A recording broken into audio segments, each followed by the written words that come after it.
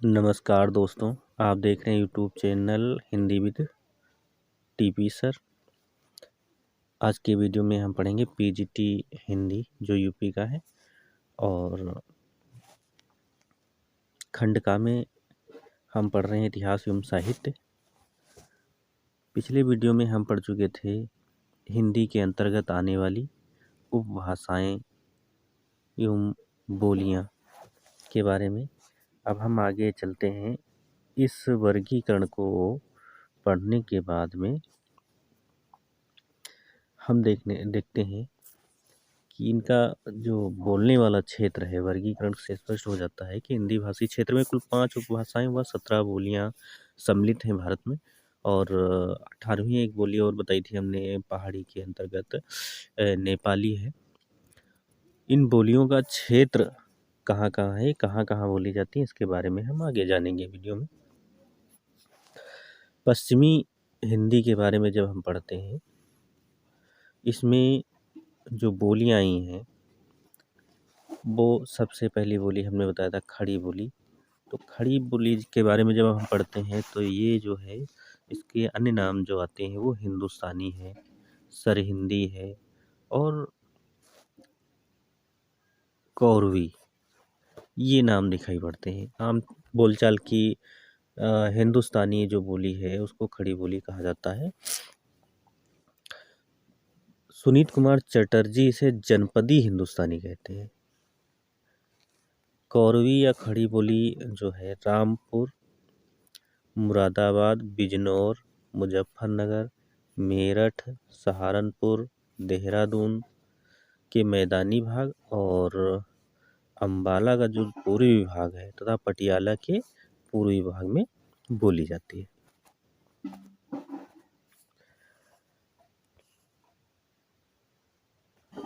अगली जो पश्चिमी हिंदी की बोली है वो ब्रजभाषा है। ब्रजभाषा मथुरा, आगरा, अलीगढ़, बरेली, बदायूं, मैनपुरी, एटा, हाथरस, धौलपुर, भरतपुर ये ज़िले हैं जहाँ पे ब्रजभाषा बोली जाती है। अगली बोली है बुंदेली। बुंदेला राजपूतों का जो प्रदेश होने के कारण इस क्षेत्र का नाम बुंदेलखंड पड़ा। उसकी बोली जो थी वो बुंदेलखंडी या बुंदेली कहलाती है। यह बोली झांसी, जालौन, हमीरपुर, उरई, बांदा, ओरछा, सागर, सीवान, होशंगाबाद, ग्वालियर के पूर्वी भाग व भोपाल के कुछ भाग में बोली जाती है। अगली बोली है हमारी हरियाणवी पश्चिमी हिंदी की। हरियाणवी जो है हरियाणा तथा दिल्ली के ग्रामीण क्षेत्रों में यह बोली बोली जाती है। इसका एक दूसरा नाम बांगरू भी लोग कहते हैं। हिंदी साहित्य में इसका नाम दिया गया जब हम पढ़ते हैं वर्गीकरण। अगली जो बोली है वो कन्नौजी है।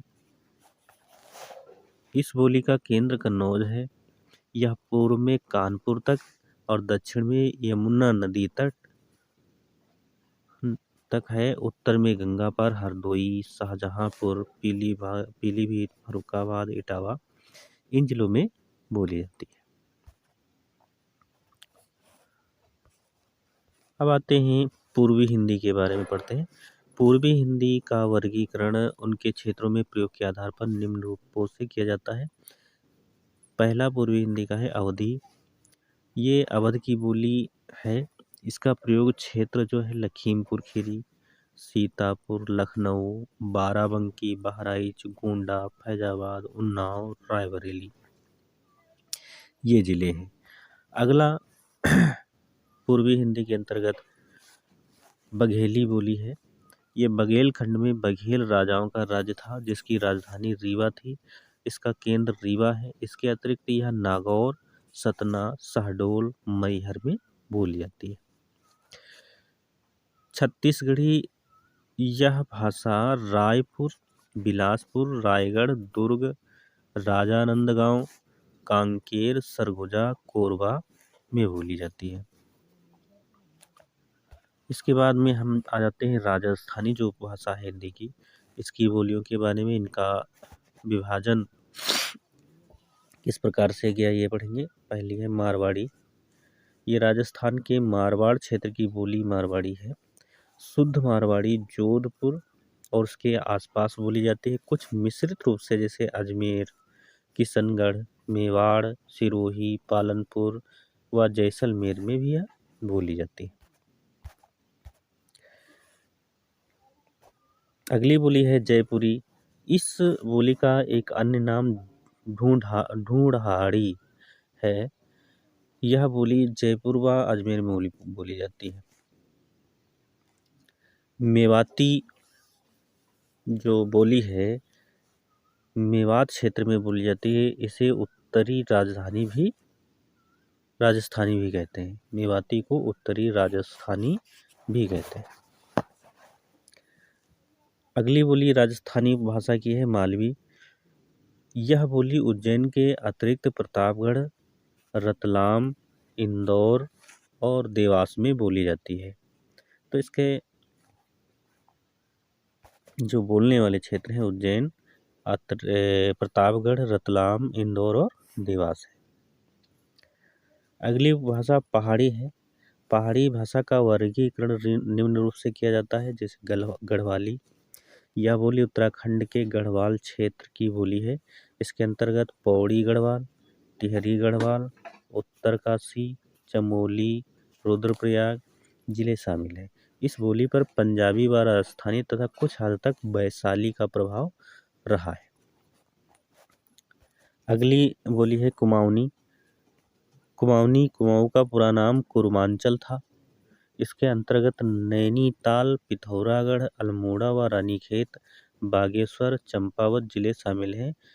यहाँ यह भाषा जो है बोली जाती है इन क्षेत्रों में। बिहारी जो उपभाषा है इसकी बोलियों में सबसे पहली बोली मैथिली लिखते हैं। मैथिली का संबंध मिथिला से है। वैशाली, विदेह और अंग जनपदों का संयुक्त प्रांत है। विशुद्ध मैथिली दरभंगा, मुजफ्फरपुर, पूर्णिया, उत्तरी मुंगेर व उत्तरी भागलपुर में बोली जाती है। साहित्य की दृष्टि से यह संपन्न बोली है। और हम आपको बता दें जो विद्यापति हुए हैं इनकी जो भाषा रही है साहित्य की वो मैथिली रही है। अगला है मगही बोली। ये मगध प्रांत की बोली है। पटना, गया, हजारीबाग, भागलपुर का कुछ भाग इसके प्रयोग क्षेत्र हैं। यहाँ पे ये भाषा मगही भाषा प्रयोग की जाती है।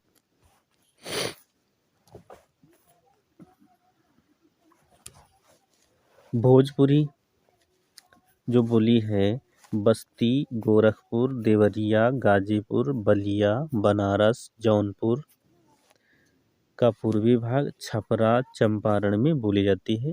हिंदी बोली में यह प्रयोग करने के आधार पर सबसे बड़ी बोली है। भारत के बाहर मॉरीशस में भी यह बोली जाती है। हिंदी की 5 उपभाषाओं में जो बिहारी भाषा है इसकी जो भोजपुरी बोली है भारत देश में सबसे ज़्यादा बोली जाने वाली, सबसे ज़्यादा लोगों के द्वारा बोली जाने वाली बोली है। फिर अगला टॉपिक हम चुनते हैं नागरी लिपि का विकास कैसे हुआ। कोई भी भाषा हो उसकी अपनी एक लिपि होती है जिसमें उस भाषा को लिखा जाता है। लिपि का आधार लिखित संकेत होते हैं। लिपि दृश्य व दृष्टिगोचर होती है। हिंदी देवनागरी में, अंग्रेजी रोमन में, उर्दू फारसी में तथा पंजाबी गुरमुखी में लिखी जाती है। भारत की प्राचीन लिपियों में सिंधु घाटी सभ्यता की लिपि जो है खरोष्ठी लिपि, ब्राह्मी लिपि 2 प्रसिद्ध है। सिंधु घाटी की लिपि चित्राक्षर तथा कुछ ध्वन्याक्षर थी। देवनागरी लिपि का आविष्कार ब्राह्मी लिपि से हुआ है। यहाँ पे नोट करने वाली बात है कि देवनागरी लिपि का जो विकास हुआ है वो ब्राह्मी लिपि से हुआ है। देवनागरी लिपि का सर्वप्रथम प्रयोग गुजरात के राजा जयभट्ट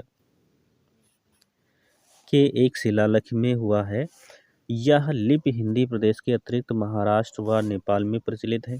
गुजरात में सर्वप्रथम प्रचलित होने से वहाँ के पंडित वर्ग अर्थात नागर ब्राह्मणों के नाम से इसे नागरी कहा गया। देवभाषा संस्कृत में इसका प्रयोग होने से इसके साथ देव शब्द जुड़ गया। देवताओं की उपासना के लिए जो संकेत बनाए जाते थे उन्हें देवनगर कहते थे। वह संकेत लिपि के समान थे, वहीं से इसे देवनागरी कहा जाने लगा।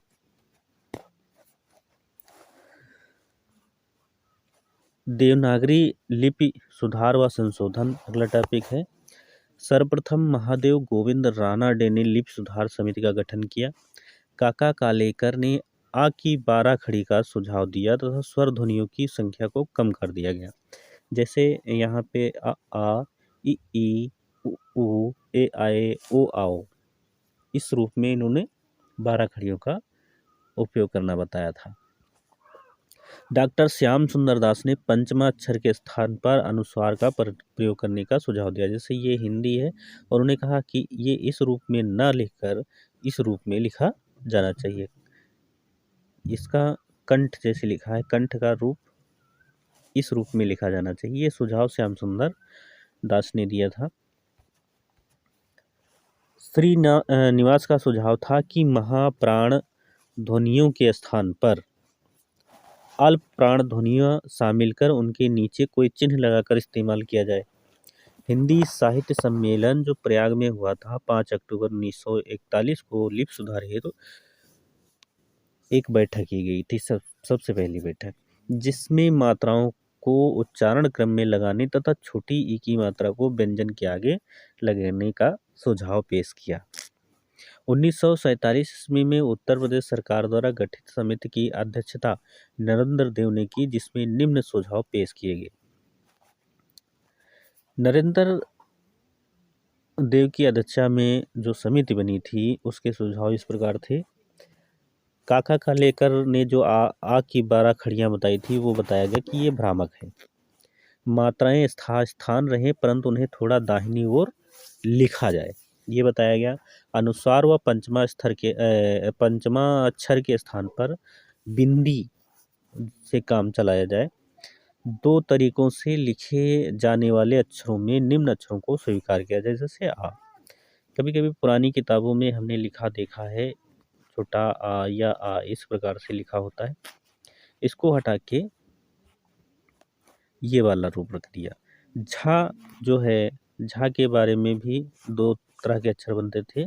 ये झा अक्षर बनता था पहले, कभी कभी पुरानी किताबों में रामचरितमानस में देखने को मिलता है ये झा। तो ये इसका बताया कि ये रूप दे दिया जाए। धा भी इसी प्रकार से 2 प्रकार से लिखा जाता था, इस रूप को लिया गया। भा को भी इस रूप में लिया गया और ला को इस रूप में। ये 2 प्रकार से लिखे जाने वाले अक्षर थे जिनको इस रूप में कहा सुझाव दिया कि इस प्रकार से लिखे जाए। संयुक्त वर्णों जैसे छ, त्र, ज्ञ, स्र को वर्णमाला में जगह दी जाए। उपरोक्त सुझावों को कुछ हेर फेर कर इन्हें स्वीकार कर लिया गया। समय समय पर इसमें सुधार होते रहे। फारसी के जैसे ख, घ, गो, झ, फो ध्वनियाँ भी शामिल कर ली गई। कुछ अंग्रेजी के शब्दों को भी शामिल किया गया हिंदी में। अगला टॉपिक है देवनागरी लिपि की वैज्ञानिकता। देवनागरी लिपि पर प्रायः दोषारोपण होता रहा है कि इसमें वर्णों की संख्या अधिक है।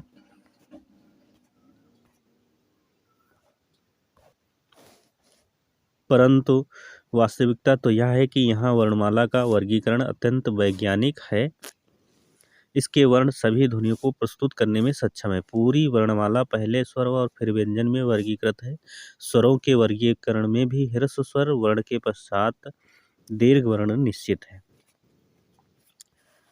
जैसे अ, आ, ई, उ, री, ए, आए, ओ, आओ, अंग, आह।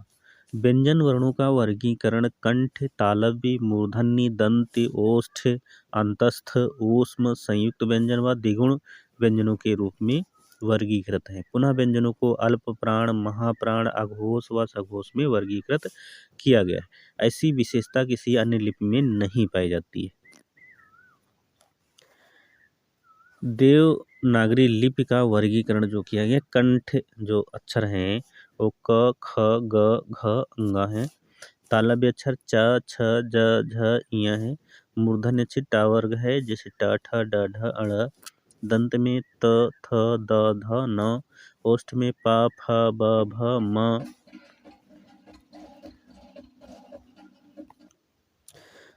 अंतस्थ में य, र, ल, व।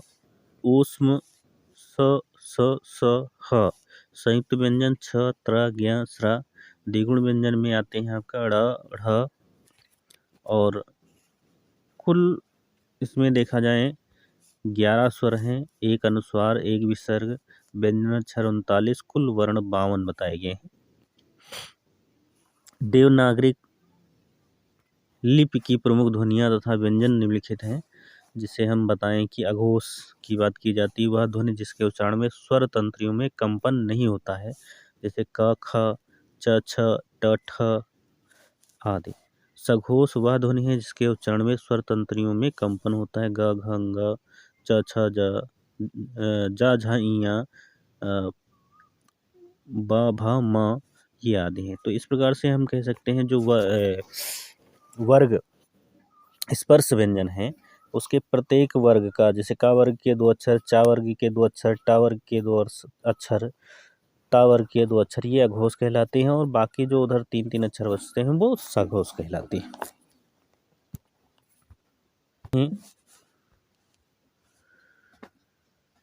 अल्प प्राण। अल्प प्राण कौन व्यंजन होते हैं जिसके उच्चारण में श्वास की मात्रा कम निकलती है, जैसे क, ग, अंगा, च, ज, इया ये आदि। ऐसा हम कह सकते हैं जो स्पर्श व्यंजन होते हैं उनका पहला, तीसरा और 5वां अक्षर अल्पप्राण कहलाता है। महाप्राण अक्षर वो हो जाते हैं दूसरा और चौथा जो अक्षर होता है वो महाप्राण कहलाते हैं स्पर्श व्यंजन के, जैसे फ, भा, छ, झ, ठ, ढ। इस प्रकार से भा, ध, इस प्रकार से ये अक्षर जो हैं महाप्राण कहलाते हैं। अब बात करते हैं संयुक्त व्यंजन की। संयुक्त व्यंजन में जैसे छ लिखा हुआ है, ये क और स से मिलकर बना है, मूर्धन्य सा से मिलकर। त्र, ता और रा से मिलकर बना है। ज्ञा, जा और इया से मिलकर बना है। स्वर ध्वनि के उच्चारण में किसी अन्य ध्वनि की सहायता नहीं लेनी पड़ती है, परंतु व्यंजन के उच्चारण में अन्य ध्वनि की सहायता लेनी पड़ती है। देवनागरी लिपि एक अक्षरात्मक लिपि है। यह विशेषता अन्य लिपियों में नहीं पाई जाती है।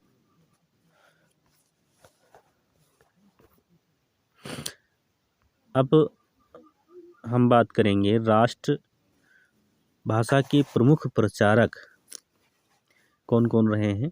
राष्ट्रभाषा के प्रचार प्रसार में मुख्य भूमिका निभाने वाले व्यक्ति पंडित मदन मोहन मालवीय, बाल गंगाधर तिलक, महात्मा गांधी, काका कालेलकर, राजा राम मोहन राय, महर्षि पुरुषोत्तम दास टंडन, स्वामी विवेकानंद, लाला लाजपत राय, सेठ गोविंद दास, राजेंद्र प्रसाद आदि हैं। महात्मा गांधी की मान्यता थी कि हिंदी ही एकमात्र भाषा है जो हमारी राष्ट्रभाषा हो सकती है। कोई भी राष्ट्रभाषा तब तक उन्नति नहीं कर सकता जब तक कि इसकी कोई एक राष्ट्रभाषा ना हो। राष्ट्र कोई भी हो उन्नत तभी करेगा जबकि उसकी एक राष्ट्रभाषा होगी, ये महात्मा गांधी जी का कहना था। हिंदी जो है संपूर्ण देश के जन जन की भाषा है। वर्ष 1984 में कांग्रेस के 39वें अधिवेशन के सभापति गांधी जी ने बेलगांव कर्नाटक में कांग्रेस के कार्यक्रम के लिए हिंदी के प्रचार कार्य को शामिल किया। वर्ष 1925 में कानपुर कांग्रेस अधिवेशन में यह प्रस्ताव पारित किया गया कि कांग्रेस अपने सभी कार्य हिंदी भाषा में करेगी। यह गांधी जी का ही प्रयास था कि वर्धा व मद्रास में राष्ट्रभाषा के प्रचार प्रसार हेतु राष्ट्रभाषा प्रचार समिति की स्थापना हुई। वर्ष 1936 के फैजपुर में हुए कांग्रेस अधिवेशन में डॉक्टर राजेंद्र प्रसाद की अध्यक्षता में राष्ट्रभाषा का सम्मेलन आयोजित किया गया। बाल गंगाधर तिलक ने राष्ट्रीय चेतना को प्रबल बनाने के लिए वर्ष 1903 में हिंद केसरी नामक पत्रिका का प्रारंभ किया। हिंदी साप्ताहिक अभ्युदय का आरंभ पंडित मदन मोहन मालवीय द्वारा किया गया। 1910 ईस्वी में मालवीय जी ने मर्यादा नामक हिंदी पत्रिका निकाली। यह पत्रिका प्रयाग के से प्रकाशित होती थी।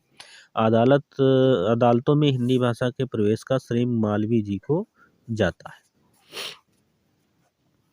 1826 ईस्वी में कोलकाता से प्रकाशित बंगदूत के कुछ पृष्ठ हिंदी में भी छपते थे। यह साप्ताहिक पत्र राजा राम मोहन राय निकालते थे। सांस्कृतिक चेतना जागृत करने वाली आधुनिक कालीन संस्थाएं जो बनी थी उनके बारे में हम पढ़ेंगे आगे। सबसे पहले बात करते हैं ब्रह्म समाज की। ये 1928 में बना। इसके जो बनाने वाले थे राजा राम मोहन राय थे। तत्वबोधिनी सभा जो 1839 बनी, इसके संस्थापक थे देवेंद्र नाथ ठाकुर। बालिका विद्यालय 1851 में बना, जिसके संस्थापक थे ज्योतिबा फूले। प्रार्थना समाज की स्थापना केशव चंद्र के सहयोग से हुई थी 1867 में। रामकृष्ण मिशन 1886 में 96 में बना, स्वामी विवेकानंद ने बनाया था। थियोसॉफिकल सोसाइटी 1882 में बना, जिसको बनाया था कर्नल H.S. आलकाट एवं मैडम ब्लावत्स्की ने। इंडियन सोशल कॉन्फ्रेंस की स्थापना 1827 में हुई और इसके जो संस्थापक थे महादेव गोविंद रानडे थे। अभिनव भारत संस्था 1904 ईस्वी में बनी, जिसके संस्थापक थे वी.डी. सावरकर। विश्व भारती 1912 में बनी, जिसके संस्थापक थे रविन्द्रनाथ टैगोर। हिंदू महासभा बनी 1915 में, जिसके संस्थापक थे मदन मोहन मालवीय। आर्य समाज बना 1875 में, जिसके संस्थापक थे Dayanand Saraswati ji. Servants of India society के संस्थापक थे 1905 ईस्वी में बना था। इसके संस्थापक थे गोपाल कृष्ण गोखले। तो इस प्रकार से देखा जाए तो इन संस्थाओं ने भी महत्वपूर्ण योगदान दिया जो हमारी हिंदी भाषा है उसके विकास में। आर्य समाज का योगदान क्या रहा? आर्य समाज के संस्थापक स्वामी दयानंद सरस्वती ने स्वभाषा, स्वदेश तथा स्वधर्म का आंदोलन चलाया। इन्होंने सत्यार्थ प्रकाश का प्रकाशन भी हिंदी में किया। 1940 ईस्वी में हिंदी दैनिक विश्व बंधु का प्रकाशन गोस्वामी गणेश दास ने किया। इसका प्रकाशन लाहौर से होता था।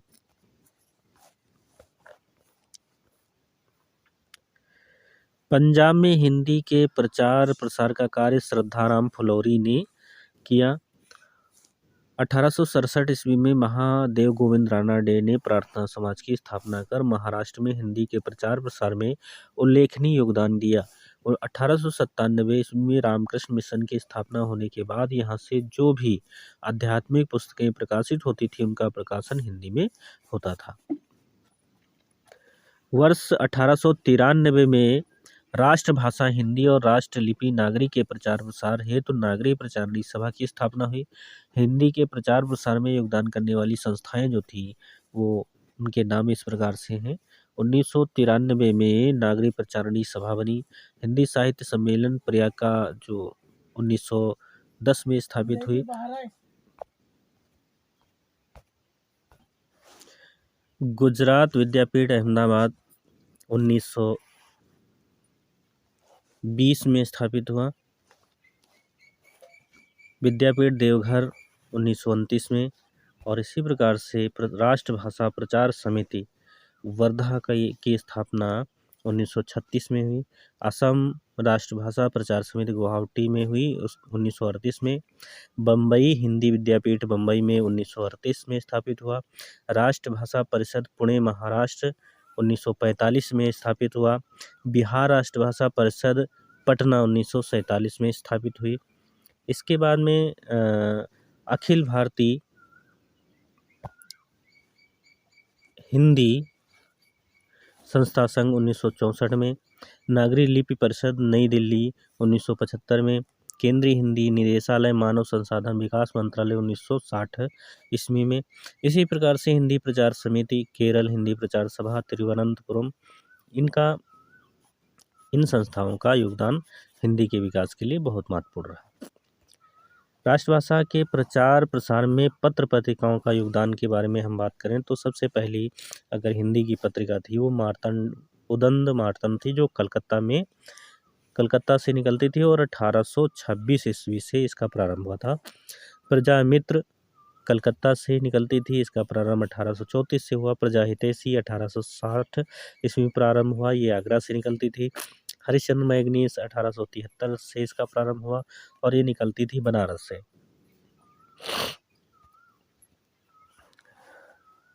हिंदी प्रदीप ये प्रयाग से निकलती थी और इसकी स्थापना शुरुआत जो हुई 1877 में हुई। भारत मित्र 1878 में शुरुआत हुई और ये कलकत्ता से निकलती थी। कवि वचन सुधा 1884 ईस्वी में शुरू हुई और ये निकलती थी बनारस से। नागरी प्रचारणी पत्रिका 1896 से निकलती थी और ये इसका प्रकाशन बनारस से होता था। सरस्वती पत्रिका 1900 ईस्वी से शुरू हुई और इसका प्रकाशन पहले काशी से होता था, बाद में इलाहाबाद से होने लगा। इसके बाद में समालोचक जो पत्रिका है 1902 में से प्रकाशित हुई और ये निकलती थी जयपुर से। प्रयाग से निकलती थी मर्यादा और इसका प्रारंभ 1910 से शुरू हुआ।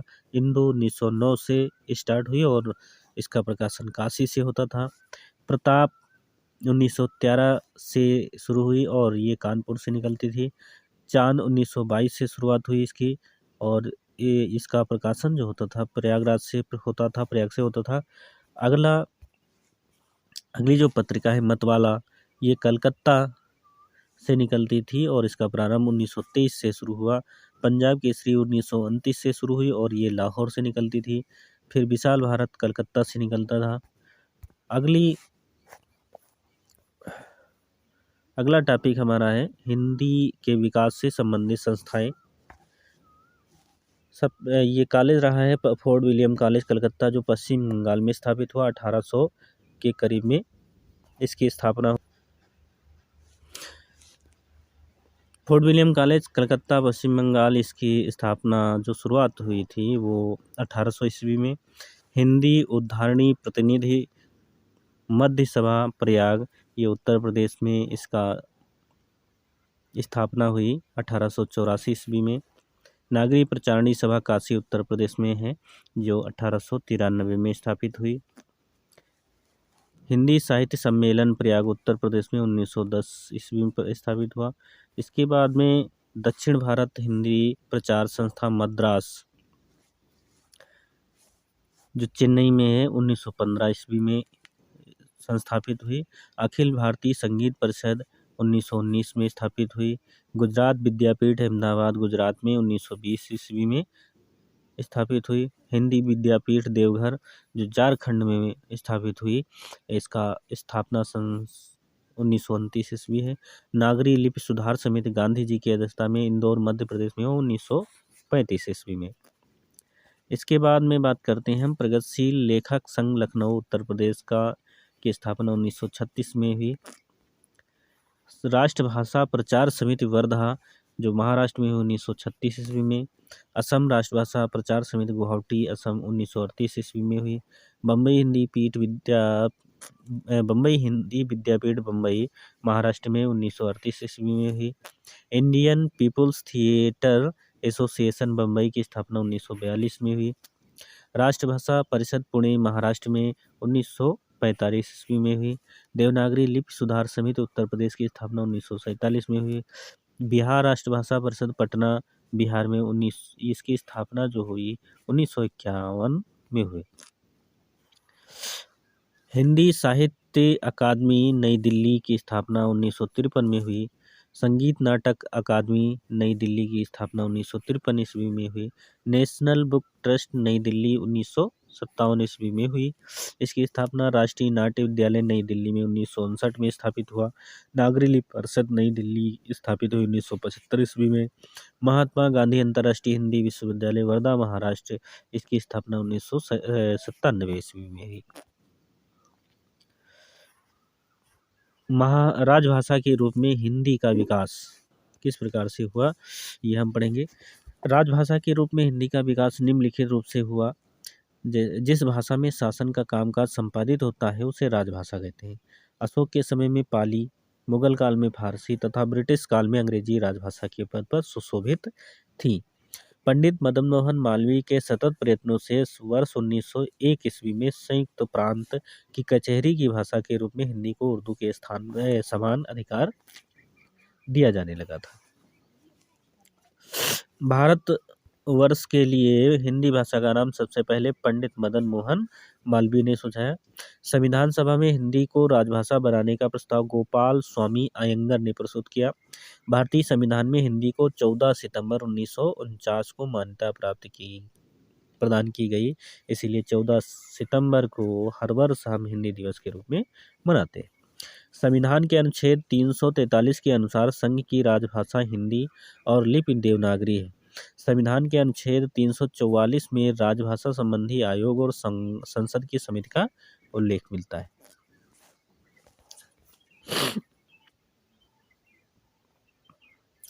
संविधान के अनुच्छेद 344(1) के अनुसार राष्ट्रपति ने 7 जून 1955 को राजभाषा आयोग के गठन का आदेश जारी किया। संविधान के अनुच्छेद 344(4) के अनुसार राजभाषा आयोग की सिफारिशों की जांच के लिए एक समिति गठित की गई, जिसमें लोकसभा के 20 तथा राज्यसभा के 10, इस प्रकार कुल 30 सदस्य थे। राजभाषा आयोग के प्रथम अध्यक्ष बाल गंगाधर खेर थे। आयोग की प्रथम बैठक 15 जुलाई 1955 को हुई थी। यहाँ ध्यान देने योग्य बात है, बाल गंगाधर खेर थे, न कि तिलक थे। संविधान का अनुच्छेद 345 राज्य में प्रयुक्त होने वाली भाषाओं में किसी एक या अनेक या हिंदी को शासकीय प्रयोजनों के लिए अंगीकृत करने से संबंधित है। संविधान के अनुच्छेद 346 के अनुसार एक राज्य तथा दूसरे राज्य के मध्य तथा राज्य व संघ के मध्य संचार की भाषा वही होगी जो उस समय संघ की राजभाषा होगी। संविधान के अनुच्छेद 347 में किसी राज्य की जनसंख्या के किसी भाग द्वारा बोले जाने वाली भाषा के संबंध में विशेष उपबंध उल्लिखित है।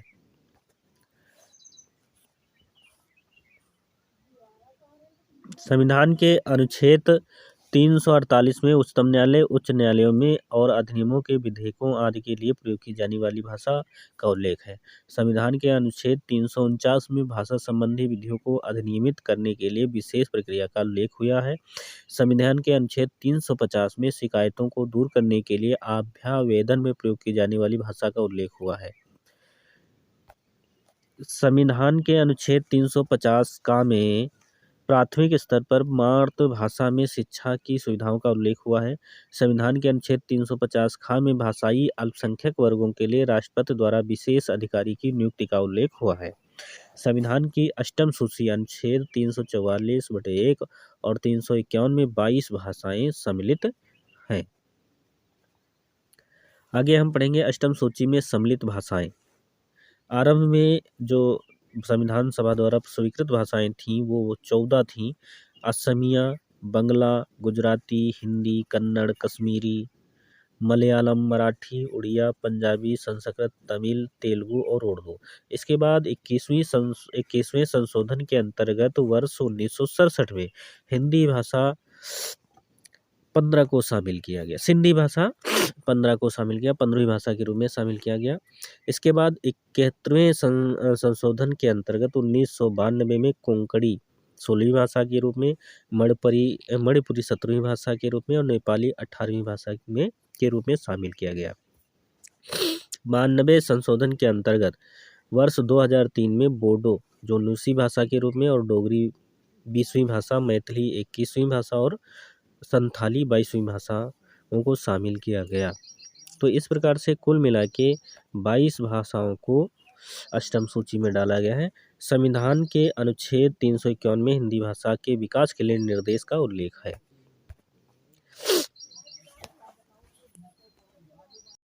नमस्कार दोस्तों, आप देख रहे हैं YouTube channel Hindi with TP sir. आज के वीडियो में हम पढ़ेंगे पीजीटी हिंदी जो यूपी का है, और खंड का में हम पढ़ रहे हैं इतिहास एवं साहित्य। पिछले वीडियो में हम पढ़ चुके थे हिंदी के अंतर्गत आने वाली उपभाषाएं एवं बोलियां के बारे में। अब हम आगे चलते हैं। इस वर्गीकरण को पढ़ने के बाद में हम देखते हैं कि इनका जो बोलने वाला क्षेत्र है, वर्गीकरण से स्पष्ट हो जाता है कि हिंदी भाषी क्षेत्र में कुल 5 उपभाषाएँ व 17 बोलियाँ सम्मिलित हैं भारत में। और 18वीं एक बोली और बताई थी हमने पहाड़ी के अंतर्गत नेपाली है। इन बोलियों का क्षेत्र कहाँ-कहाँ है, कहाँ-कहाँ बोली जाती है, इसके बारे में हम आगे जानेंगे वीडियो में। पश्चिमी हिंदी के बारे में जब हम पढ़ते हैं, इसमें जो बोलियाँ आई हैं, वो सबसे पहली बोली हमने बताया था खड़ी बोली। तो खड़ी बोली के बारे में जब हम पढ़ते हैं तो ये जो है, इसके अन्य नाम जो आते हैं वो हिंदुस्तानी है, सरहिंदी है और कौरवी, ये नाम दिखाई पड़ते हैं। आम बोलचाल की हिंदुस्तानी जो बोली है उसको खड़ी बोली कहा जाता है। सुनीत कुमार चटर्जी इसे जनपदी हिंदुस्तानी कहते हैं। कौरवी या खड़ी बोली जो है रामपुर, मुरादाबाद, बिजनौर, मुजफ्फरनगर, मेरठ, सहारनपुर, देहरादून के मैदानी भाग और अम्बाला का जो पूर्वी विभाग है तथा पटियाला के पूर्वी भाग में बोली जाती है।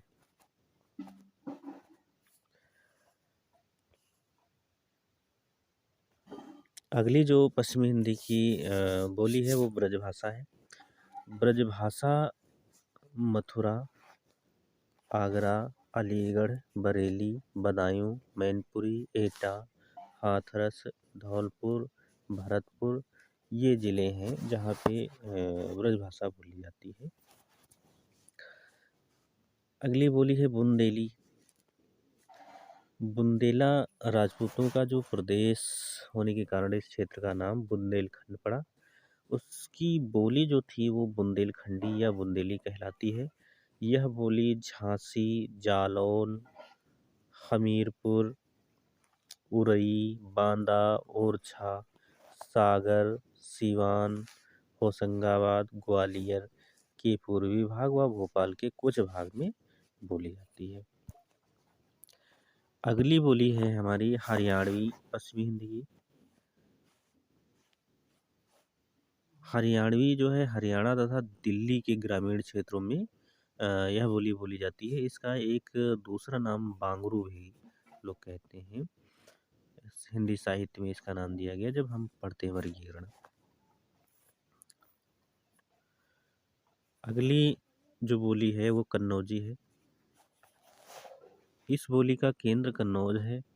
यह पूर्व में कानपुर तक और दक्षिण में यमुना नदी तक है। उत्तर में गंगा पार हरदोई, शाहजहांपुर, पीलीभीत, फर्रुखाबाद, इटावा इन जिलों में बोली जाती है। अब आते हैं पूर्वी हिंदी के बारे में पढ़ते हैं। पूर्वी हिंदी का वर्गीकरण उनके क्षेत्रों में प्रयोग के आधार पर निम्न रूपों से किया जाता है।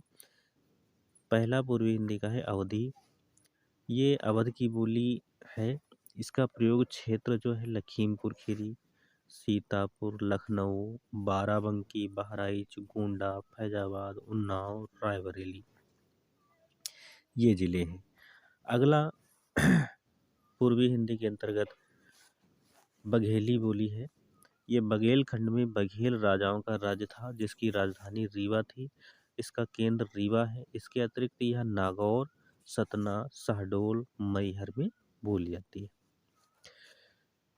छत्तीसगढ़ी यह भाषा रायपुर, बिलासपुर, रायगढ़, दुर्ग, राजानंदगांव, कांकेर, सरगुजा, कोरबा में बोली जाती है। इसके बाद में हम आ जाते हैं राजस्थानी जो उपभाषा है हिंदी की।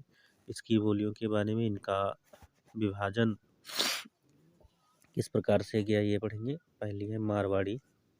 ये राजस्थान के मारवाड़ क्षेत्र की बोली मारवाड़ी है।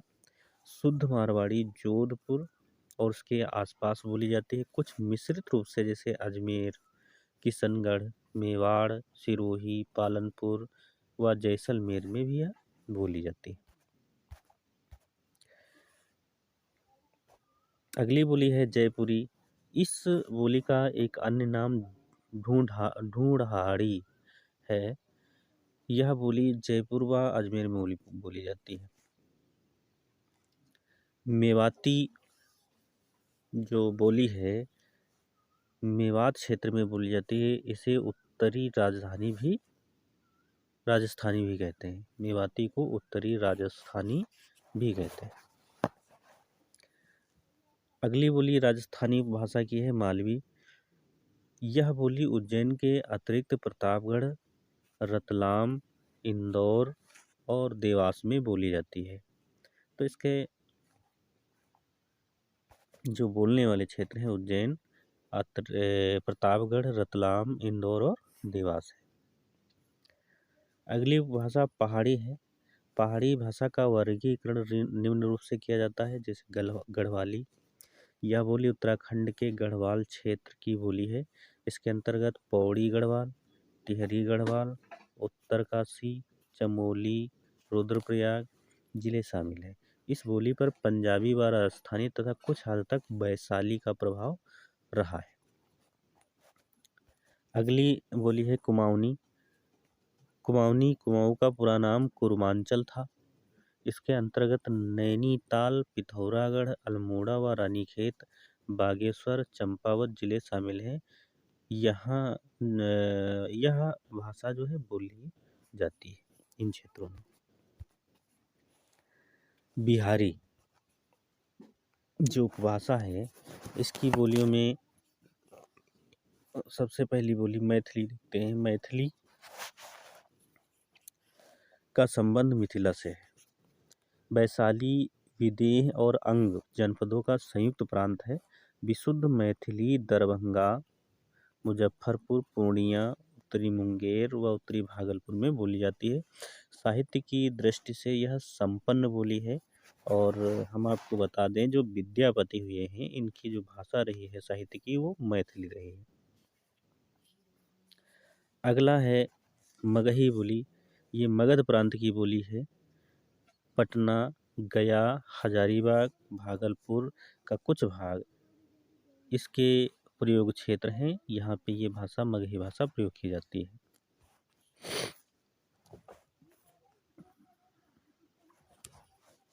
भोजपुरी जो बोली है बस्ती, गोरखपुर, देवरिया, गाजीपुर, बलिया, बनारस, जौनपुर का पूर्वी भाग, छपरा, चंपारण में बोली जाती है।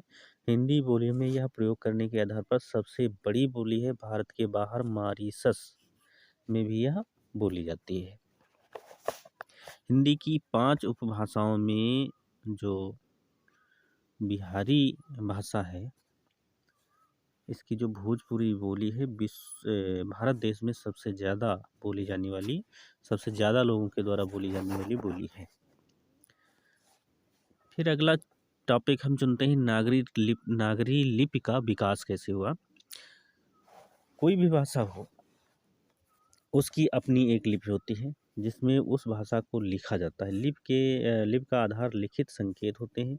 लिपि दृश्य व दृष्टिगोचर होती है। हिंदी देवनागरी में, अंग्रेजी रोमन में, उर्दू फारसी में तथा पंजाबी गुरमुखी में लिखी जाती है। भारत की प्राचीन लिपियों में सिंधु घाटी सभ्यता की लिपि जो है खरोष्ठी लिपि, ब्राह्मी लिपि 2 प्रसिद्ध है। सिंधु घाटी की लिपि चित्राक्षर तथा कुछ ध्वन्याक्षर थी। देवनागरी लिपि का आविष्कार ब्राह्मी लिपि से हुआ है। यहाँ पे एक नोट करने वाली बात है कि देवनागरी लिपि का जो विकास हुआ है वो ब्राह्मी लिपि से हुआ है। देवनागरी लिपि का सर्वप्रथम प्रयोग गुजरात के राजा जयभट्ट के एक शिलालेख में हुआ है। यह लिपि हिंदी प्रदेश के अतिरिक्त महाराष्ट्र व नेपाल में प्रचलित है। गुजरात में सर्वप्रथम प्रचलित होने से वहाँ के पंडित वर्ग अर्थात नागर ब्राह्मणों के नाम से इसे नागरी कहा गया। देवभाषा संस्कृत में इसका प्रयोग होने से इसके साथ देव शब्द जुड़ गया। देवताओं की उपासना के लिए जो संकेत बनाए जाते थे उन्हें देवनगर कहते थे। वह संकेत लिपि के समान थे, वहीं से इसे देवनागरी कहा जाने लगा।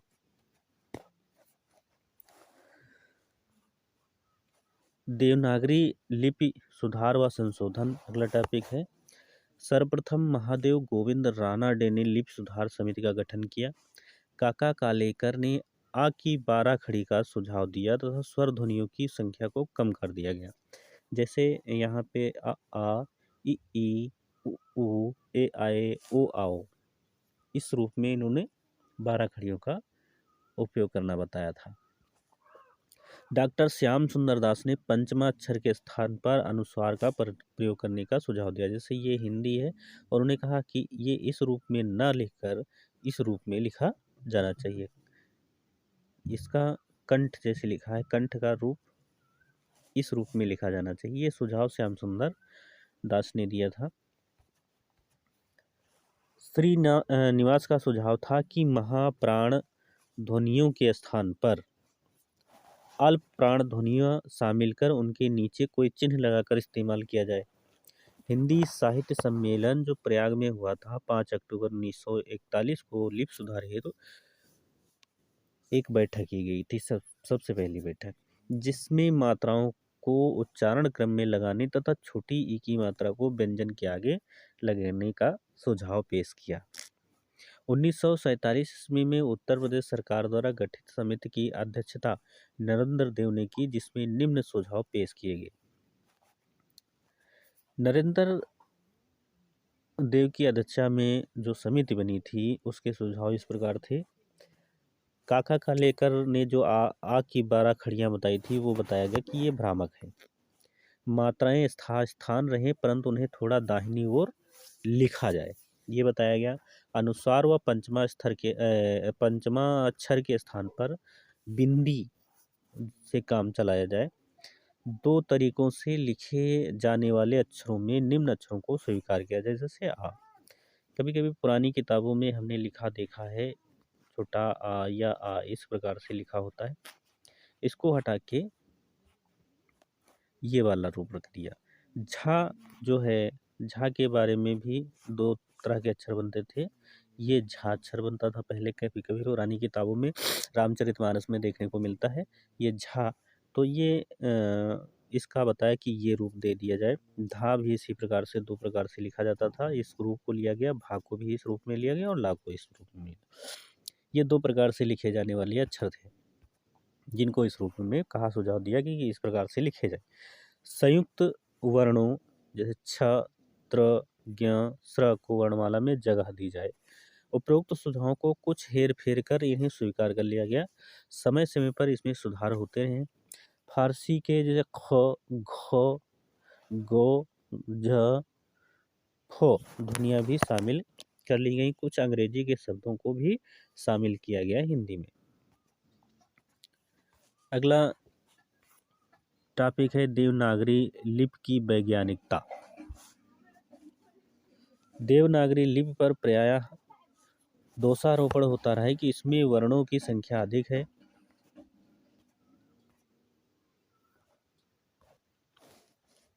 परंतु वास्तविकता तो यह है कि यहाँ वर्णमाला का वर्गीकरण अत्यंत वैज्ञानिक है। इसके वर्ण सभी ध्वनियों को प्रस्तुत करने में सक्षम है। पूरी वर्णमाला पहले स्वर और फिर व्यंजन में वर्गीकृत है। स्वरों के वर्गीकरण में भी ह्रस्व स्वर वर्ण के पश्चात दीर्घ वर्ण निश्चित है। जैसे अ, आ, ई, उ, री, ए, आए, ओ, आओ, अंग, आह। व्यंजन वर्णों का वर्गीकरण कंठ, तालव्य, मूर्धन्य, दंत, ओष्ठ, अंतस्थ, ऊष्म, संयुक्त व्यंजन व द्विगुण व्यंजनों के रूप में वर्गीकृत है। पुनः व्यंजनों को अल्प प्राण, महाप्राण, अघोष व सघोष में वर्गीकृत किया गया है। ऐसी विशेषता किसी अन्य लिपि में नहीं पाई जाती है। देवनागरी लिपि का वर्गीकरण जो किया गया, कंठ जो अक्षर हैं वो क, ख, ग, घ, अंगा हैं। तालव्य अक्षर च, छ, ज, झ, ञ है। मूर्धन्य अक्षर ट वर्ग है, जैसे ट, ठ, ड, ढ, अण। दंत में त, थ, द, ध, न। ओष्ठ में प, फ, ब, भ, म।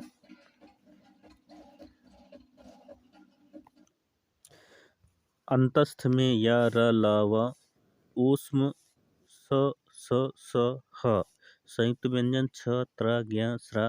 द्विगुण व्यंजन में आते हैं आपका ड़, ढ़ और कुल इसमें देखा जाए 11 स्वर हैं, 1 अनुस्वार, 1 विसर्ग, व्यंजनाक्षर 39, कुल वर्ण 52 बताए गए हैं। देवनागरी लिपि की प्रमुख ध्वनियाँ तथा व्यंजन निम्नलिखित हैं। जिसे हम बताएं कि अघोष की बात की जाती है, वह ध्वनि जिसके उच्चारण में स्वर तंत्रियों में कंपन नहीं होता है, जैसे क, ख, च, छ, ट, ठ आदि। सघोष वह ध्वनि है जिसके उच्चारण में स्वर तंत्रियों में कंपन होता है, ग, घ, ङ, च, छ, ज, झ, ञ, ब, भ, म ये आदि हैं। तो इस प्रकार से हम कह सकते हैं जो वर्ग स्पर्श व्यंजन है उसके प्रत्येक वर्ग का, जैसे का वर्ग के 2 अक्षर, चा वर्ग के 2 अक्षर, टा वर्ग के 2 अक्षर, ता वर्ग के 2 अक्षर, ये अघोष कहलाते हैं। और बाकी जो उधर 3-3 अक्षर बचते हैं वो सघोष कहलाते हैं।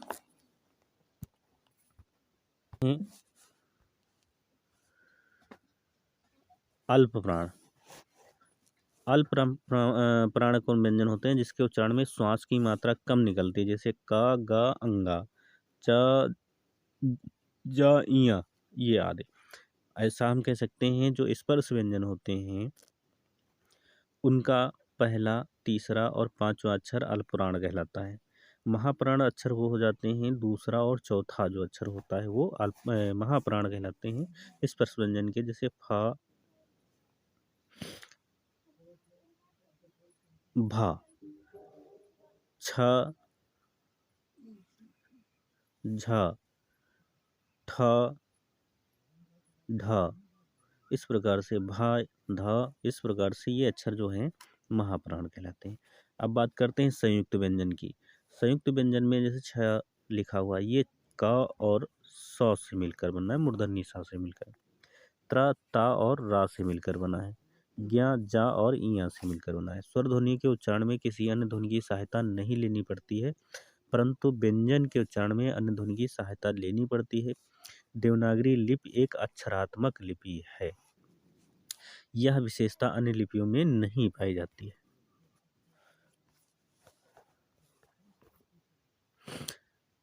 अब हम बात करेंगे राष्ट्र भाषा के प्रमुख प्रचारक कौन कौन रहे हैं। राष्ट्रभाषा के प्रचार प्रसार में मुख्य भूमिका निभाने वाले व्यक्ति पंडित मदन मोहन मालवीय, बाल गंगाधर तिलक, महात्मा गांधी, काका कालेलकर, राजा राम मोहन राय, महर्षि पुरुषोत्तम दास टंडन, स्वामी विवेकानंद, लाला लाजपत राय, सेठ गोविंद दास, राजेंद्र प्रसाद आदि हैं। महात्मा गांधी की मान्यता थी कि हिंदी ही एकमात्र भाषा है जो हमारी राष्ट्रभाषा हो सकती है। कोई भी राष्ट्रभाषा तब तक उन्नति नहीं कर सकता जब तक कि इसकी कोई एक राष्ट्रभाषा ना हो। राष्ट्र कोई भी हो उन्नत तभी करेगा जबकि उसकी एक राष्ट्रभाषा होगी, ये महात्मा गांधी जी का कहना था। हिंदी जो है संपूर्ण देश के जन जन की भाषा है। वर्ष 1984 में कांग्रेस के 39वें अधिवेशन के सभापति गांधी जी ने बेलगांव कर्नाटक में कांग्रेस के कार्यक्रम के लिए हिंदी के प्रचार कार्य को शामिल किया। वर्ष 1925 में कानपुर कांग्रेस अधिवेशन में यह प्रस्ताव पारित किया गया कि कांग्रेस अपने सभी कार्य हिंदी भाषा में करेगी। यह गांधी जी का ही प्रयास था कि वर्धा व मद्रास में राष्ट्रभाषा के प्रचार प्रसार हेतु राष्ट्रभाषा प्रचार समिति की स्थापना हुई। वर्ष 1936 के फैजपुर में हुए कांग्रेस अधिवेशन में डॉक्टर राजेंद्र प्रसाद की अध्यक्षता में राष्ट्रभाषा का सम्मेलन आयोजित किया गया। बाल गंगाधर तिलक ने राष्ट्रीय चेतना को प्रबल बनाने के लिए वर्ष 1903 में हिंद केसरी नामक पत्रिका का प्रारंभ किया। हिंदी साप्ताहिक अभ्युदय का आरंभ पंडित मदन मोहन मालवीय द्वारा किया गया। 1910 ईस्वी में मालवीय जी ने मर्यादा नामक हिंदी पत्रिका निकाली। यह पत्रिका प्रयाग से प्रकाशित होती थी। अदालतों में हिंदी भाषा के प्रवेश का श्रेय मालवीय जी को जाता है। 1826 ईस्वी में कोलकाता से प्रकाशित बंगदूत के कुछ पृष्ठ हिंदी में भी छपते थे। यह साप्ताहिक पत्र राजा राम मोहन राय निकालते थे। सांस्कृतिक चेतना जागृत करने वाली आधुनिक कालीन संस्थाएं जो बनी थी उनके बारे में हम पढ़ेंगे आगे। सबसे पहले बात करते हैं ब्रह्म समाज की। ये 1928 में बना। इसके जो बनाने वाले थे राजा राम मोहन राय थे। तत्वबोधिनी सभा जो 1839 बनी, इसके संस्थापक थे देवेंद्र नाथ ठाकुर। बालिका विद्यालय 1851 में बना, जिसके संस्थापक थे ज्योतिबा फूले। प्रार्थना समाज की स्थापना केशव चंद्र के सहयोग से हुई थी 1867 में। रामकृष्ण मिशन 1886 में 96 में बना, स्वामी विवेकानंद ने बनाया था। थियोसॉफिकल सोसाइटी 1882 में बना, जिसको बनाया था कर्नल H.S. आलकाट एवं मैडम ब्लावत्स्की ने। इंडियन सोशल कॉन्फ्रेंस की स्थापना 1827 में हुई और इसकी जो संस्थापक थे महादेव गोविंद रानडे थे। अभिनव भारत संस्था 1904 ईस्वी में बनी, जिसके संस्थापक थे वी.डी. सावरकर। विश्व भारती 1912 में बनी, जिसके संस्थापक थे रविन्द्रनाथ टैगोर। हिंदू महासभा बनी 1915 में, जिसके संस्थापक थे मदन मोहन मालवीय। आर्य समाज बना 1875 में, जिसके संस्थापक थे Dayanand Saraswati ji. Servants of India society के संस्थापक थे 1905 ईस्वी में बना था। इसके संस्थापक थे गोपाल कृष्ण गोखले। तो इस प्रकार से देखा जाए तो इन संस्थाओं ने भी महत्वपूर्ण योगदान दिया जो हमारी हिंदी भाषा है उसके विकास में। आर्य समाज का योगदान क्या रहा? आर्य समाज के संस्थापक स्वामी दयानंद सरस्वती ने स्वभाषा, स्वदेश तथा स्वधर्म का आंदोलन चलाया। इन्होंने सत्यार्थ प्रकाश का प्रकाशन भी हिंदी में किया। 1940 ईस्वी में हिंदी दैनिक विश्व बंधु का प्रकाशन गोस्वामी गणेश दास ने किया। इसका प्रकाशन लाहौर से होता था।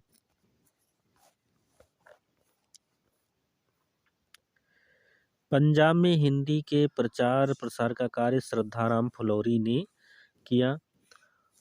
1867 ईस्वी में महादेव गोविंद रानडे ने प्रार्थना समाज की स्थापना कर महाराष्ट्र में हिंदी के प्रचार प्रसार में उल्लेखनीय योगदान दिया। और 1897 ईस्वी में रामकृष्ण मिशन की स्थापना होने के बाद यहाँ से जो भी आध्यात्मिक पुस्तकें प्रकाशित होती थी उनका प्रकाशन हिंदी में होता था। वर्ष 1893 में राष्ट्रभाषा हिंदी और राष्ट्रलिपि नागरी के प्रचार प्रसार हेतु नागरी प्रचारणी सभा की स्थापना हुई। हिंदी के प्रचार प्रसार में योगदान करने वाली संस्थाएं जो थी वो उनके नाम इस प्रकार से हैं। 1993 में नागरी प्रचारणी सभा बनी। हिंदी साहित्य सम्मेलन प्रयाग का जो 1910 में स्थापित हुई। गुजरात विद्यापीठ अहमदाबाद 1920 में स्थापित हुआ। विद्यापीठ देवघर 1929 में। और इसी प्रकार से राष्ट्रभाषा प्रचार समिति वर्धा की स्थापना 1936 में हुई। असम राष्ट्रभाषा प्रचार समिति गुवाहाटी में हुई 1938 में। बम्बई हिंदी विद्यापीठ बम्बई में 1938 में स्थापित हुआ। राष्ट्रभाषा परिषद पुणे महाराष्ट्र 1945 में स्थापित हुआ। बिहार राष्ट्रभाषा परिषद पटना 1947 में स्थापित हुई। इसके बाद में अखिल भारतीय हिंदी संस्था संघ 1964 में। नागरी लिपि परिषद नई दिल्ली 1975 में। केंद्रीय हिंदी निदेशालय मानव संसाधन विकास मंत्रालय 1960 ईस्वी में। इसी प्रकार से हिंदी प्रचार समिति केरल हिंदी प्रचार सभा तिरुवनंतपुरम, इन संस्थाओं का योगदान हिंदी के विकास के लिए बहुत महत्वपूर्ण रहा। राष्ट्रभाषा के प्रचार प्रसार में पत्र पत्रिकाओं का योगदान के बारे में हम बात करें तो सबसे पहली अगर हिंदी की पत्रिका थी वो उदंड मार्तंड थी, जो कलकत्ता से निकलती थी और 1826 ईस्वी से इसका प्रारंभ हुआ था।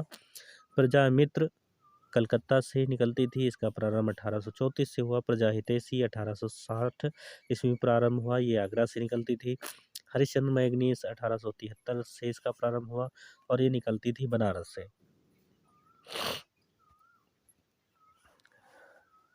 हिंदी प्रदीप ये प्रयाग से निकलती थी और इसकी शुरुआत जो हुई 1877 में हुई। भारत मित्र 1878 में शुरुआत हुई और ये कलकत्ता से निकलती थी। कवि वचन सुधा 1884 ईस्वी में शुरू हुई और ये निकलती थी बनारस से। नागरी प्रचारणी पत्रिका 1896 से निकलती थी और ये इसका प्रकाशन बनारस से होता था। सरस्वती पत्रिका 1900 ईस्वी से शुरू हुई और इसका प्रकाशन पहले काशी से होता था, बाद में इलाहाबाद से होने लगा। इसके बाद में समालोचक जो पत्रिका है 1902 में से प्रकाशित हुई और ये निकलती थी जयपुर से। प्रयाग से निकलती थी मर्यादा और इसका प्रारंभ 1910 से शुरू हुआ। इंदु 1909 से स्टार्ट हुई और इसका प्रकाशन काशी से होता था। प्रताप 1913 से शुरू हुई और ये कानपुर से निकलती थी। चांद 1922 से शुरुआत हुई इसकी और ये इसका प्रकाशन जो होता था प्रयागराज से होता था, प्रयाग से होता था। अगली जो पत्रिका है मतवाला, ये कलकत्ता से निकलती थी और इसका प्रारंभ 1923 से शुरू हुआ। पंजाब केसरी 1929 से शुरू हुई और ये लाहौर से निकलती थी। फिर विशाल भारत कलकत्ता से निकलता था। अगला टॉपिक हमारा है हिंदी के विकास से संबंधित संस्थाएं। ये कॉलेज रहा है फोर्ट विलियम कॉलेज कलकत्ता, जो पश्चिम बंगाल में स्थापित हुआ। 1800 के करीब में इसकी स्थापना। फोर्ट विलियम कॉलेज कलकत्ता पश्चिम बंगाल, इसकी स्थापना जो शुरुआत हुई थी वो 1800 ईस्वी में। हिंदी उद्धारणी प्रतिनिधि मध्य सभा प्रयाग, ये उत्तर प्रदेश में इसका स्थापना हुई 1884 ईस्वी में। नागरी प्रचारणी सभा काशी उत्तर प्रदेश में है, जो 1893 में स्थापित हुई। हिंदी साहित्य सम्मेलन प्रयाग उत्तर प्रदेश में 1910 ईस्वी में स्थापित हुआ। इसके बाद में दक्षिण भारत हिंदी प्रचार संस्था मद्रास, जो चेन्नई में है, 1915 ईस्वी में संस्थापित हुई। अखिल भारतीय संगीत परिषद 1919 में स्थापित हुई। गुजरात विद्यापीठ अहमदाबाद गुजरात में 1920 ईस्वी में स्थापित हुई। हिंदी विद्यापीठ देवघर, जो झारखंड में स्थापित हुई, इसका स्थापना सन 1929 ईस्वी है। नागरी लिपि सुधार समिति गांधी जी की अध्यक्षता में इंदौर मध्य प्रदेश में 1935 ईस्वी में। इसके बाद में बात करते हैं हम प्रगतिशील लेखक संघ लखनऊ उत्तर प्रदेश का, की स्थापना 1936 में हुई। राष्ट्रभाषा प्रचार समिति वर्धा, जो महाराष्ट्र में 1936 ईस्वी में। असम राष्ट्रभाषा प्रचार समिति गुवाहाटी असम 1938 ईस्वी में हुई। बम्बई हिंदी विद्यापीठ बम्बई महाराष्ट्र में 1938 ईस्वी में हुई। Indian people's theatre association Bombay की स्थापना 1942 में हुई। राष्ट्रभाषा परिषद पुणे महाराष्ट्र में 1945 ईस्वी में हुई। देवनागरी लिपि सुधार समिति उत्तर प्रदेश की स्थापना 1947 में हुई। बिहार राष्ट्रभाषा परिषद पटना बिहार में इसकी स्थापना जो हुई 1951 में हुई। हिंदी साहित्य अकादमी नई दिल्ली की स्थापना 1953 में हुई। संगीत नाटक अकादमी नई दिल्ली की स्थापना 1953 ईस्वी में हुई। नेशनल बुक ट्रस्ट नई दिल्ली 1957 ईस्वी में हुई। इसकी स्थापना राष्ट्रीय नाट्य विद्यालय नई दिल्ली में 1959 में स्थापित हुआ। नागरी लिपि परिषद नई दिल्ली स्थापित हुई 1975 ईस्वी में। महात्मा गांधी अंतर्राष्ट्रीय हिंदी विश्वविद्यालय वर्धा महाराष्ट्र, इसकी स्थापना 1997 ईस्वी में हुई। राजभाषा के रूप में हिंदी का विकास किस प्रकार से हुआ, ये हम पढ़ेंगे। राजभाषा के रूप में हिंदी का विकास निम्नलिखित रूप से हुआ। जिस भाषा में शासन का कामकाज संपादित होता है उसे राजभाषा कहते हैं। अशोक के समय में पाली, मुगल काल में फारसी तथा ब्रिटिश काल में अंग्रेजी राजभाषा के पद पर सुशोभित थी। पंडित मदन मोहन मालवीय के सतत प्रयत्नों से वर्ष 1901 ईस्वी में संयुक्त प्रांत की कचहरी की भाषा के रूप में हिंदी को उर्दू के स्थान में समान अधिकार दिया जाने लगा था। भारत वर्ष के लिए हिंदी भाषा का नाम सबसे पहले पंडित मदन मोहन मालवीय ने सुझाया। संविधान सभा में हिंदी को राजभाषा बनाने का प्रस्ताव गोपाल स्वामी अयंगर ने प्रस्तुत किया। भारतीय संविधान में हिंदी को 14 सितंबर 1949 को मान्यता प्रदान की गई, इसीलिए 14 सितंबर को हर वर्ष हम हिंदी दिवस के रूप में मनाते हैं। संविधान के अनुच्छेद 343 के अनुसार संघ की राजभाषा हिंदी और लिपि देवनागरी है। संविधान के अनुच्छेद 344 में राजभाषा संबंधी आयोग और संसद की समिति का उल्लेख मिलता है।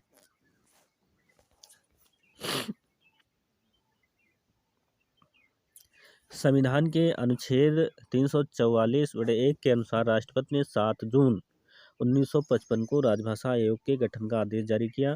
संविधान के अनुच्छेद 344(4) के अनुसार राजभाषा आयोग की सिफारिशों की जांच के लिए एक समिति गठित की गई, जिसमें लोकसभा के 20 तथा राज्यसभा के 10, इस प्रकार कुल 30 सदस्य थे। राजभाषा आयोग के प्रथम अध्यक्ष बाल गंगाधर खेर थे। आयोग की प्रथम बैठक 15 जुलाई 1955 को हुई थी। यहाँ ध्यान देने योग्य बात है, बाल गंगाधर खेर थे, न कि तिलक थे। संविधान का अनुच्छेद 345 राज्य में प्रयुक्त होने वाली भाषाओं में किसी एक या अनेक या हिंदी को शासकीय प्रयोजनों के लिए अंगीकृत करने से संबंधित है। संविधान के अनुच्छेद 346 के अनुसार एक राज्य तथा दूसरे राज्य के मध्य तथा राज्य व संघ के मध्य संचार की भाषा वही होगी जो उस समय संघ की राजभाषा होगी। संविधान के अनुच्छेद 347 में किसी राज्य की जनसंख्या के किसी भाग द्वारा बोले जाने वाली भाषा के संबंध में विशेष उपबंध उल्लिखित है।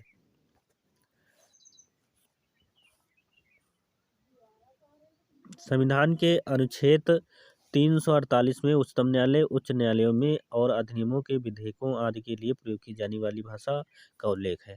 संविधान के अनुच्छेद 349 में भाषा संबंधी विधियों को अधिनियमित करने के लिए विशेष प्रक्रिया का उल्लेख हुआ है। संविधान के अनुच्छेद 350 में शिकायतों को दूर करने के लिए अभ्यावेदन में प्रयोग की जाने वाली भाषा का उल्लेख हुआ है। संविधान के अनुच्छेद 350 का में प्राथमिक स्तर पर मातृभाषा में शिक्षा की सुविधाओं का उल्लेख हुआ है। संविधान के अनुच्छेद 350 खा में भाषाई अल्पसंख्यक वर्गों के लिए राष्ट्रपति द्वारा विशेष अधिकारी की नियुक्ति का उल्लेख हुआ है। संविधान की अष्टम सूची अनुच्छेद 344(1) और 351 में 22 भाषाएं सम्मिलित हैं। आगे हम पढ़ेंगे अष्टम सूची में सम्मिलित भाषाएं। आरंभ में जो संविधान सभा द्वारा स्वीकृत भाषाएं थीं वो 14 थीं। असमिया, बंगला, गुजराती, हिंदी, कन्नड़, कश्मीरी, मलयालम, मराठी, उड़िया, पंजाबी, संस्कृत, तमिल, तेलुगु और उर्दू। इसके बाद 21वें संशोधन के अंतर्गत वर्ष 1967 में हिंदी भाषा 15 को शामिल किया गया। सिंधी भाषा 15 को शामिल किया, 15वीं भाषा के रूप में शामिल किया गया। इसके बाद 71वें संशोधन के अंतर्गत 1992 में कोंकणी 16वीं भाषा के रूप में, मणिपुरी 17वीं भाषा के रूप में और नेपाली 18वीं भाषा में के रूप में शामिल किया गया। 92 संशोधन के अंतर्गत वर्ष 2003 में बोडो जो 19वीं भाषा के रूप में और डोगरी 20वीं भाषा, मैथिली 21वीं भाषा और संथाली 22वीं भाषाओं को शामिल किया गया। तो इस प्रकार से कुल मिला के 22 भाषाओं को अष्टम सूची में डाला गया है। संविधान के अनुच्छेद 351 में हिंदी भाषा के विकास के लिए निर्देश का उल्लेख है।